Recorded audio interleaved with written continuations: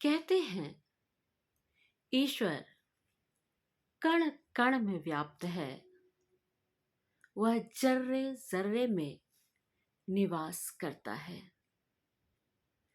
लेकिन अक्सर हम देखते हैं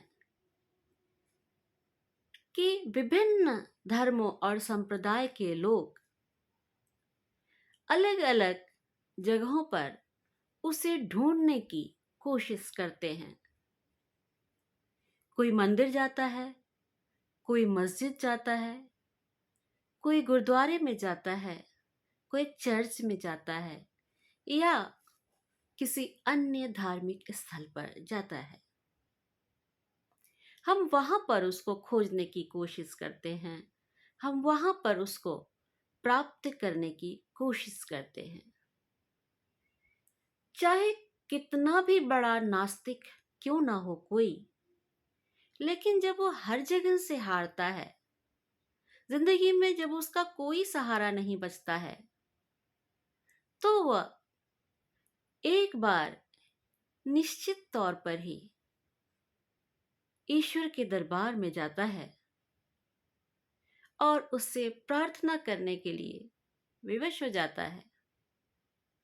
कहीं ना कहीं एक न दिखाई देने वाली वो सत्ता, अदृश्य वो सत्ता हमको हमारे मन में बस चुकी होती है, और अब जब हम हर जगह से हटते हैं तो उसकी शरण में अवश्य जाते हैं। अगर ऐसा ना होता तो एक मूर्ति के पास जाकर थोड़ी सी पूजा करके हम अपने अंदर कैसे इतना आत्मविश्वास भर लेते हैं कि अब हम जो कुछ भी करेंगे उसमें हमें ईश्वर का वरदान प्राप्त होगा और हम अपने उस कार्य में अवश्य सफल होंगे। विद्यार्थी पूरे साल ईश्वर की तरफ देखे या ना देखे, पर जैसे ही परीक्षा की घड़ियां आती हैं, आपने भी देखा होगा कि मंदिरों में, मस्जिदों में ये एक बार मत्था टेकने के लिए जरूर जाते हैं। कहीं ना कहीं उन्हें लगता है कि वो अदृश्य सत्ता उनके अंदर आ गई है और उससे वो अपने हर कार्य को सफल बना लेंगे। यह एक आस्था है, यह एक विश्वास है जो दिखाई नहीं देती, लेकिन जब हम उसकी उस सत्ता पर विश्वास कर लेते हैं, आस्था में पूरी तरह से डूब जाते हैं, तो अक्सर हम देखते हैं कि हमारे कार्य सिद्ध भी हो जाते हैं। चाहे वो अपने खुद का श्रम हो, चाहे वो अपने विभिन्न प्रयास से सफल हो, लेकिन उसके पीछे हम ईश्वर का हाथ और आशीर्वाद जरूर मान लेते हैं।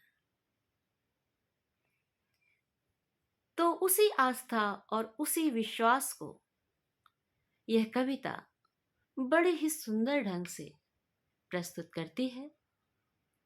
आज हम आपको डॉक्टर राम कुमार वर्मा की एक बहुत ही सुंदर सी कविता सुनाने जा रहे हैं, मौन करुणा। मैं तुम्हारी मौन करुणा का सहारा चाहता हूं। मैं तुम्हारी मौन करुणा का सहारा चाहता हूं। जानता हूं इस जगत में फूल की है आयु कितनी।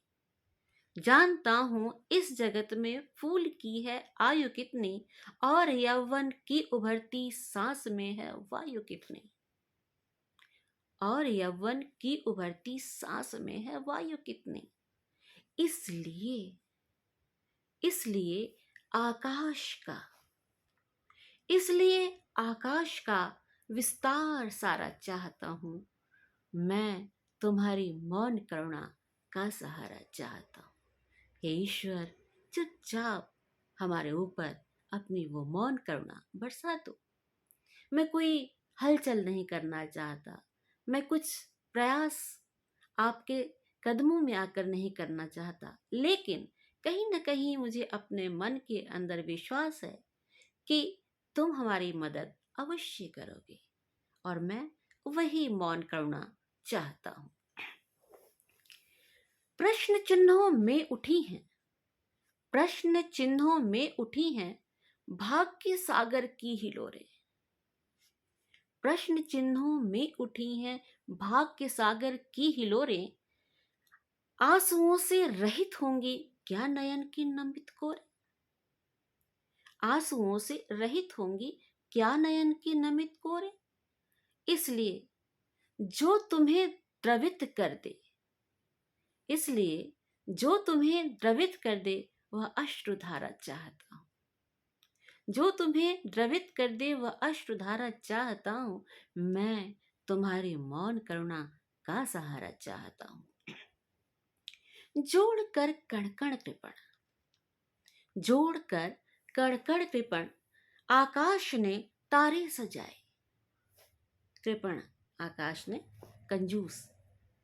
जोड़कर कणकण कृपण आकाश ने तारे सजाए। जो कि उज्जवल है सही, जो कि उज्जवल है सही, पर क्या किसी के काम आए।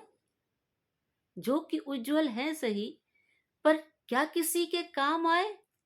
प्राण मैं तो मार्गदर्शक, प्राण मैं तो मार्गदर्शक एक तारा चाहता हूं। एक तारा चाहता हूं। मैं तुम्हारी मौन करुणा का सहारा चाहता हूं। यह उठा कैसा प्रभंजन, यह उठा कैसा प्रभंजन, जुड़ गई जैसे दिशाएं। वो कौन सी आंधी आई कि सारी दिशाएं आपस में मिली हुई जान पड़ती हैं, जुड़ी हुई जान पड़ती हैं। यह उठा कैसा प्रभंजन, जुड़ गई सारी दिशाएं। एक तरणी, एक तरणी, एक नाविक, और कितनी आपदाएं, और कितनी आपदाएं। क्या करूं, क्या करूं मझधार में ही, क्या करूं, क्या कहूं मझधार में ही। मैं सहारा चाहता हूं। मैं तुम्हारी मौन करुणा का सहारा चाहता हूं। मैं तुम्हारी मौन करुणा का सहारा चाहता हूं। बहुत ही सुंदर सी कविताएं लिखी हुई हैं राम कुमार वर्मा जी ने। उसकी एक वानगी मैंने आपके समक्ष प्रस्तुत की। उम्मीद करती हूँ आपको अच्छी लगी होगी, और इसी के साथ आज के लिए आपसे विदा लेती हूँ।